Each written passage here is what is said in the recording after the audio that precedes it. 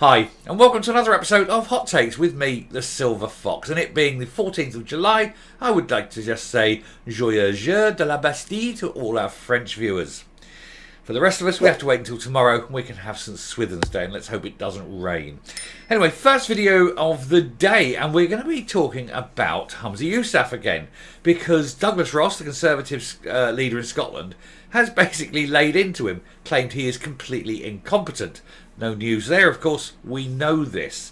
However, it's the fact he's laid everything so open and bare and given us sort of a list of things. He's really hitting the nail on the head, and it's one of those times where you sort of nod and go, might be Conservative, but he's bang on, he's right. Well, take a look at this article, see what's going on, see what Ross is saying about Humza Yousaf. Here goes. So, Humza Yousaf's incompetence is leading to an SNP collapse, says close rival. The rival, of course, being Douglas Ross. The First Minister has faced a turbulent time as SNP leader, with numerous rebellions and now a senior MP quitting until his party focuses on independence. Every day there's something about this party. He's had 100 days. It's been 100 days last Friday, so it was 100 days a week ago. And in that time, he's had trial after tribulation, after failure, after incompetent farce, really. Nothing has gone right. He's losing MPs from Westminster hand over fist. He's got sex scandals to deal with. He's got financial scandals to deal with. He's got at least 2 by-elections possibly to face in the near future. Everything he does, all the little by-elections I've had so far have all been losses going to Labour. He's got no hope because, of course, he's overseeing a disunited and split party. One half absolutely loathe the other. He's got a civil war going on. He's got Angus McNeil taking a strop and going, I'm not coming back to the party. He's held down by the Greens. They're effectively the government of Scotland because everything they say he does. He's completely obedient, and the little green tail is wagging the big yellow dog. And so it is a complete and utter failure. So Douglas Ross is right. He's absolutely spot on. Anyway, Humza Yousaf's incompetence as SNP leader is leading to the party collapsing under him. The Scottish Tory leader has claimed. Douglas Ross highlighted the turmoil which has engulfed the SNP Westminster group as a sign that the First Minister's leadership is failing. The veteran Western Isles MP Angus McNeil announced on Wednesday that he was quitting the group due to the party being clueless about how to get independence. He was scathing his criticism of both Nicola Sturgeon and her replacement Skexit strategy. Well, they're not just clueless about independence, they're clueless about everything. They've created so many problems in Scotland, the NHS, social care, everything. Well, the list is endless. But they've created these problems and they're absolutely clueless about how they're going to solve them. Literally, they don't know. They're grasping at straws. They're looking for anything. And then, of course, they land on the few policies that they do try to get through are all utter failures. One of you has to think of the gender bill, the DRS. This proposed, or not proposed, it's actually live, anti-car scheme in Glasgow, based on age, not emissions. What's that going to achieve? It's bonkers. Anyway, so it adds woes already experienced by the Westminster group, with 7 MPs stepping down at the next general election, including the deputy leader Mary Black and the former leader Ian Blackford. Although I did hear that there's a pie maker. I can't remember what the story was. Some pie maker is upping production by 100,000 a year, and I thought, blimey. They've heard that Ian Blackford is coming back up to Scotland, not going to be spending time in London. So they're ramping up production. Who knows? Anyway, speaking to journalists following a tour of Police Scotland's headquarters in Tullyallen, Mr Ross highlighted how these issues have shown that the SNP are in turmoil and vulnerable. He said, it is just turmoil within the SNP. We can see clearly that they're an extremely divided party. They are, and the thing is, they're divided not just on one policy, they're divided on 4 or 5 key policies. They have not got a clue which direction to take. You're getting you get a party that's riven on the direction of independence, a party that's riven on what it's going to do about finances, a party riven about the direction of go with the NHS. You name it, they are 50-50 or 60-40 splits, whatever they are, on every key measure. They're never going to achieve anything because of all the infighting.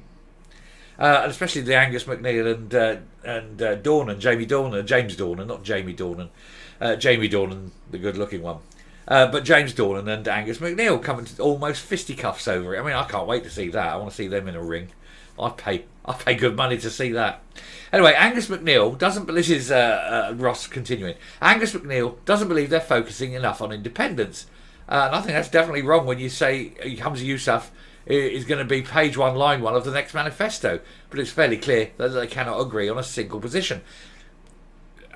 Every position they take on independence is the wrong one. They cannot get independence with the strategy they're using. Sturgeon knew it. That's why her de facto referendum idea was looked at and then put back on the shelf, because she knew it was an absolute own goal. Because if they failed to get there, then of course the opposition parties would use it to beat them over the head with. So she shelved it. She was wise enough. She had the political nous to shelve it. Of course, Humza doesn't. He's got nothing else. He's going to have to take down these old ideas, blow the dust off, polish them up, call it something new, and present them. And of course, the same problems exist. He doesn't see this because he's incredibly stupid. And it's just there. Anyway, Ross was saying, indeed, even Angus's own letter was confusing because he felt his 1 week sabbatical was good and it allowed him more freedom. But he'll come back to the party potentially in October, whether they'll accept him or not. And that's a story for October, probably. He says, "Yeah, I mean, there's no guarantee with Angus Neil will even come back, will there? Will they want him? Do they want him? Who knows?" He says, "But I think it shows that since Humza Yousaf has become leader, the leadership has lost a lot of authority between the MPs and their MSPs, and this is yet another example of this. Angus has taken the decision to remain as an independent MP. At the same time, many of them have taken the decision that they don't want to be MPs at all after the next election, and they're standing down." Yeah, I mean, this is it. Sturgeon, for all her many, many, many faults, ruled with an iron fist. People didn't, disagree with her. And we've got a story about that, actually. I'll come up with that. But Humza Yousaf will say something and people are like, yeah, well, whatever, maybe. I'll see what it feels like. He's got no authority. He hasn't got the iron fist in the steel in the velvet glove that Sturgeon had. He's got like a soft, wet handshake in a prophylactic, basically. He's not a leader. He's just not a leader. He's not authoritative. He's not wise. He's not seen as statesmanlike. He's just the man who's currently sitting in the big chair, making all the wrong decisions. Mr. Ross also suggested that there will be more SNP resignations in the coming weeks. Of course there will. Absolutely there will. Because people, especially the backbenchers, are looking at Humza Yousaf every time he stands up and talks, and they're thinking, well, there goes another few votes. And they're all knowing that they're not going to be there. This is the thing. They all know they're not going to be there in the next election. Be it the Westminster one or the Hollywood elections. Whichever seat you're in, it's curtains. It's absolute curtains. When asked if these Westminster woes were a sign of the First Minister's incompetence, he responded, "I think so. When a senior member of your party is branding your approach and your direction of the party as utterly clueless, I couldn't have put it better myself." Mr. Yousaf has presided over a turbulent time since replacing Nicola Sturgeon as First Minister, and his reign has been blighted with infighting and police investigations. And they're still ongoing, and rumours are that the police will be visiting the Sturgeon Murrell household again, possibly today, in furtherance of their investigation. So we say there's a possibility of fresh arrests, which I think we'd all like to see.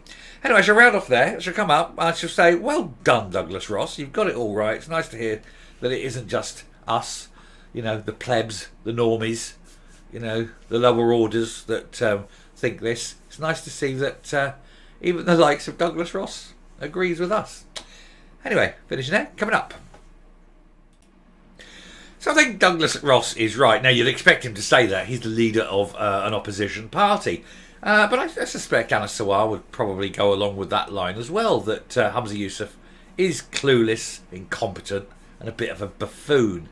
The trouble is, he sits there, he's in the big chair, he's at the top end of the table, he's making these decisions, and it seems to be that without fail, every time, he makes absolutely the wrong decision. If it was 50-50, and he was going randomly, you'd expect him to get half the right answers, like multiple choice. If you just hit randomly, you're expected to get 20% right, aren't you?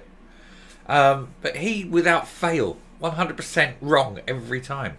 It's almost deliberate. I think it might be deliberate. Who knows? But it is absolutely useless. That's what happens when you put a moron in charge, isn't it? Anyway, I shall stop there. Thank you very much for watching. If you like what you see and hear on the channel, do please hit that subscribe button, ring the bell, leave a like, leave a comment, please share the video. And definitely do subscribe. About 70% of my regular viewers don't subscribe or aren't subscribed. With YouTube getting a bit shady on these numbers, it's the way that you push the message out. The algorithm, it's the number of likes and how many subscribers you have. So if you subscribe, the message goes out further and we can keep telling the truth. Also, hit the like. That really helps. Anyway, until next time, stay safe, stay well, and remember, they're all bloody useless. Bye.